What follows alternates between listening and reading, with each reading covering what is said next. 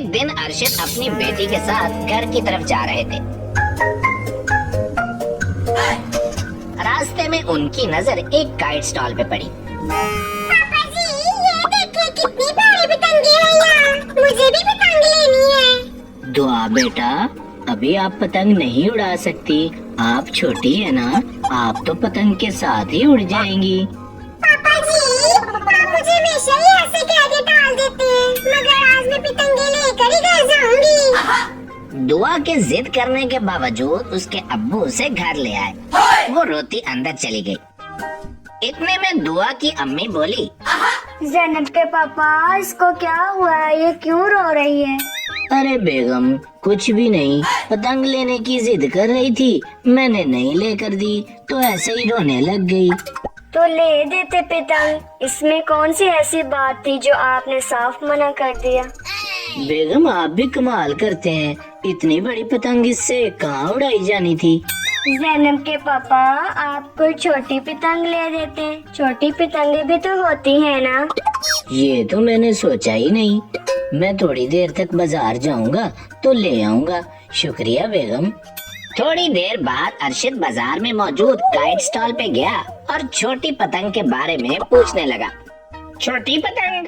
ओ भाई, क्या हो गया है? यहाँ सब मुझसे बड़ी पतंगों का पूछने आते हैं और एक तुम हो जिसे छोटी पतंग उड़ानी है।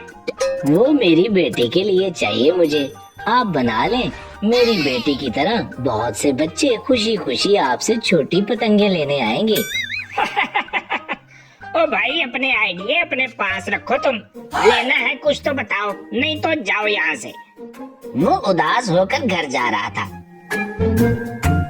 कि रास्ते में उनकी नजर एक बहुत बड़ी पतंग पर पड़ी जो बहुत ही बुरी हालत में थी, जिसको देखकर उसके दिमाग में आया, क्यों ना मैं इससे छोटी पतंग बना लूं। फिर क्या था, उसने वो पतंग उठाई और घर की तरफ चल पड़ा। घर आकर उसने बड़ी पतंग को काट कर छोटी पतंग बना ली और अपनी बेटी को दिखाई।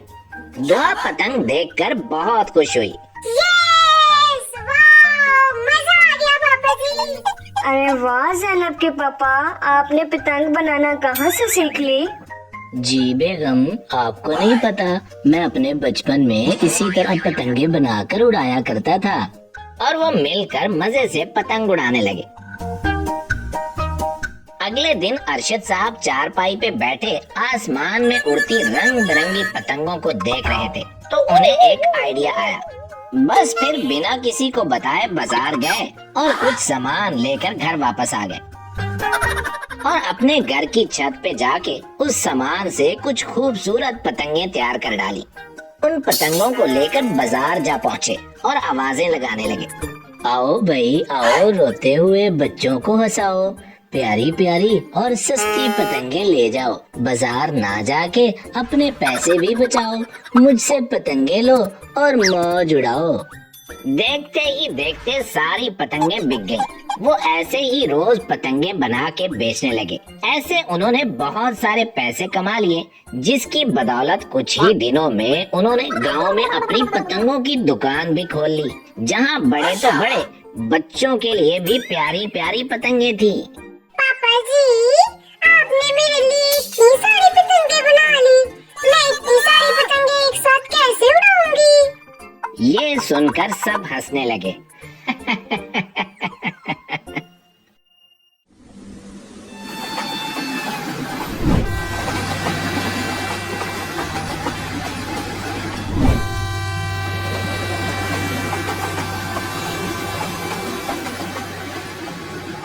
पागल बस ड्राइवर।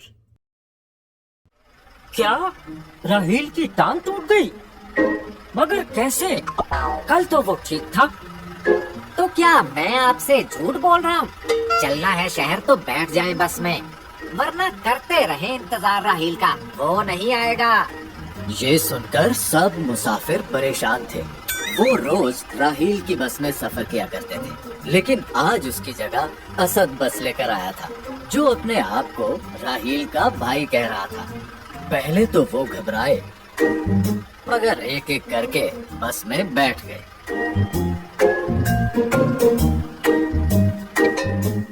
बस आराम आराम से चलने लगी, इतनी आराम से कि साइकिल तक उस बस से आगे निकल गई। ओ भाई, आप थोड़ा तेज चला लो, मुझे जल्दी शहर पहुंचना है। जल्दी का काम शैतान का होता है जनाब। आपको जल्दी है तो आप किसी और बस में बैठ जाएं। आप सबकी हिफाजत मेरी जिम्मेदारी है। कुछ देर बाद जंगल में कुछ लोग खड़े हुए नजर आए। उन्होंने बस को रोका और उनमें से एक आदमी बोला, भाई, हम बारात लेकर वापस जा रहे थे कि रास्ते में हमारी गाड़ी खराब हो गई। क्या आपकी बस में जगह है? जगह ही जगह है जनाब। आप अंदर बैठ जाएं और औरतों को ऊपर बिठा दें। क्या ये क्या कह रहे हो तुम? मेरी बेटी, बीवी और बहू बस की छत पर सफर करेंगे क्या? जी हाँ, मेरी बस में खवातीन के लिए पर्दे का अलग इंतजाम है और ये इन्हीं की सेफ्टी के लिए है जनाब। अरे ये कैसी सेफ्टी है भाई? अगर जगह नहीं है तो हम ऊपर बैठ जाएंगे। तुम हमारी सीटें इन्हें दे दो। ये कहकर वो सब बस में बैठ गए और बस तेज तेज चलने लगी। या अल्लाह, मेरे मालिक, इतने में बस तेजी से एक ट्रेन के सामने से गुजरी।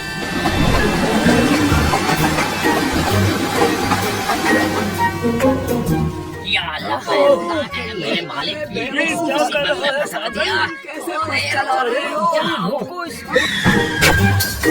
और ऊपर बैठा दूल्हा सड़क किनारे दरख्त के ऊपर लटका रहा। दूल्हे को लटका देखकर उसकी बीवी बेहोश हो गई। लोगों के शोर मचाने पर असद ने बस रोकी और सब लोग असद को बोलने लगे। एक औरत बोली, देखकर नहीं चला सकते तुम? उधर मेरा बेटा दरख्त पर लटका दिया, इधर मेरी बहू बेहोश पड़ी है। कुछ अकल वकल है तुम में कि नहीं? आंटी जी, माइंड मत करना, मगर सारी गलती आप ही की है। अगर ट्रेन की वजह से बस को इंतजार करना पड़ता तो कितना वक्त जाया होता। तभी मैंने तेजी से बस को निकाला और ये आपका बेटा बंदर की तरह दरख्त से झूलने लग गया। अगर बचपन में इसे किसी पार्क में ले गई होती तो ये ऐसे झूले ना झूल रहा होता। अब रुको, मैं ही कुछ करता हूँ। ये कहकर वो एक बड़े एयर बलून में हवा भरने लगा। ओ भाई, ये किन कामों में पड़ गए हो तुम? बस को पीछे ले आओ, मैं खुद उस पर चढ़ जाऊंगा। ज्यादा वक्त जाया मत करो। वक्त जाया करने की बातें तुम्हारे मुंह से अच्छी नहीं लगती। अगर तुम्हें वक्त का इतना ख्याल होता तो दरख्त पर झूले ना लेने लग जाते तुम। अब आगे जाकर जंपिंग का दिल ना करने लग जाए तुम्हारा। बस इसीलिए ये बलून भर रहा हूँ। दूल्हा चीखता रहा, लेकिन असद आराम से हवा भरता रहा।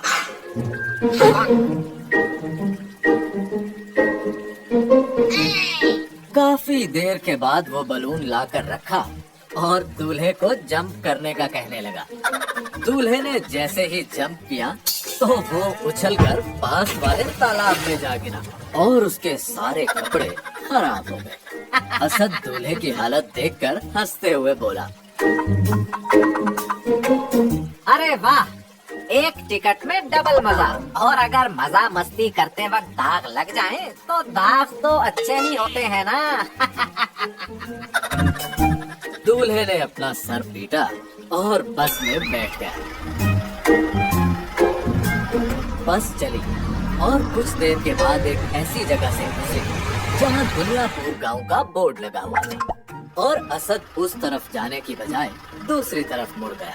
ओ भाई, ये किस तरफ जा रहे हो? मुझे दुनियापुर उतरना था और वो दूसरी तरफ है। दुनियापुर के लोग बहुत बदतमीज होते हैं। मेरे स्कूल में जिस लड़के से मेरी अक्सर लड़ाई रहती थी वो भी इसी गांव का रहने वाला था। मैं तो बचपन से ही यहाँ के लोगों से नाराज हूँ। तभी उस तरफ बिल्कुल नहीं जाऊंगा। अगर तुमने उतरना है तो यही उतर जाओ। ये कहकर उस मुसाफिर को वहीं जंगल में ही उतार दिया। बस टूटे हुए रास्ते से तेजी से जा रही थी। सब मुसाफिरों की झटके लगने से हालत खराब हो गई। उन्हें देखकर असद बोला, आप सबको यकीनन भूख लगी होगी। मैं भी कितना भुलक्कड़ हूँ, मुझे रिफ्रेशमेंट देनी याद ही नहीं रही। ये कहकर उसने बस रोकी और सबको खाना देने लगा। और वो खाना खाकर कुछ लोगों के पेट में दर्द होने लगा। ये क्या खिला दिया है?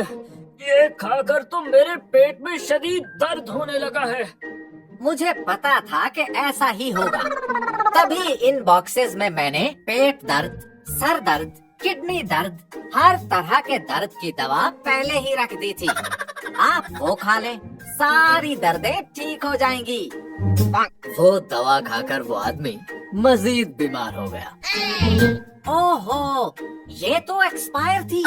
आपको देखना चाहिए था ना जनाब। अच्छा फिक्र मत करें, शहर आ गया है। वहाँ एक डॉक्टर है, डॉक्टर असलम। वैसे है तो पागलों का डॉक्टर, मगर उसे मेरा नाम बताकर मिल लेना, डिस्काउंट मिलेगा। ये सुनकर वो बेहोश हो गया। शहर के बाहर कुछ लोगों ने बस को रोका और असद को पकड़ लिया और इतने में वहाँ राहील भी आ गया। ये मेरा भाई है, कल ही पागल खाने से छूट कर आया है। डॉक्टर्स ने इसे घर में रखने का कहा था और मुझे कमरे में सोता हुआ बंद करके मेरी बस लेकर आ गया। वैसे आप लोगों को इसकी वजह से कोई परेशानी तो नहीं हुई?